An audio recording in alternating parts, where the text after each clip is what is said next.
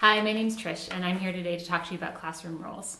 Now, be honest, what just popped into your mind when I said the word rules? I'm guessing there's a few of you that thought, that's awesome. I love structure and rules are the best thing ever. And I'm sure there's a couple of you that are on the other end and say, I can't stand rules. They are so confining, they put me in a box, and they limit what I can do. And then I'm guessing the rest of you are somewhere in between. Today, I'm hoping that I can share with you a way to have classroom rules actually be a positive part of their time with your students. So, what are rules? Rules are the expectations that are given for a workspace. And for this video, I'm going to use the term classroom to mean any time or space that you're working with kids in a Reckoning initiative. The classroom rules that we develop are there to create a feeling of safety for all the students and the leaders.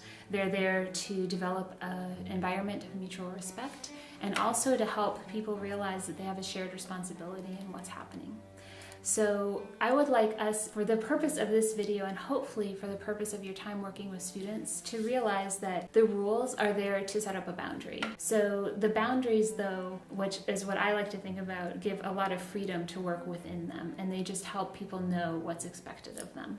Okay, so let's create some classroom rules. First, we want to start with a solid foundation, and the foundation that Reckoning has chosen to use for classroom rules is the universally accepted golden rule, which says, treat others the way you want to be treated. But as Reckoning, we want to frame it from an everyday leader perspective. So instead, let's say, think about how you want to be treated and take the initiative and do that for others. Now that we have our foundation, let's take a look at some guidelines when creating your rules. First, the guideline is to stay within 3 to 5 rules. We want to keep them simple, we want to use easy to remember language, and we want to keep them short, because we want the kids to be able to tell you what they are and to follow them. We also want to use our language of class. So we want to use that character, leadership, and social skills as much as we can in the rules that we create. And this also helps to set up teachable moments for your classroom. A teachable moment is those little moments that happen every day, and you can choose to use them to help develop more character and leadership and social skills in your students,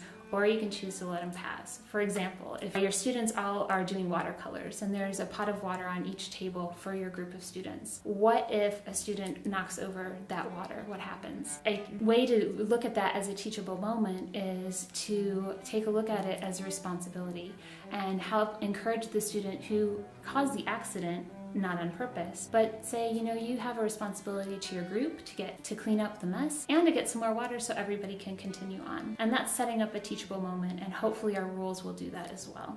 So I want to share with you some sample rules that I've used in my classroom just to give you an idea. These 3 rules are rules that I used when I taught.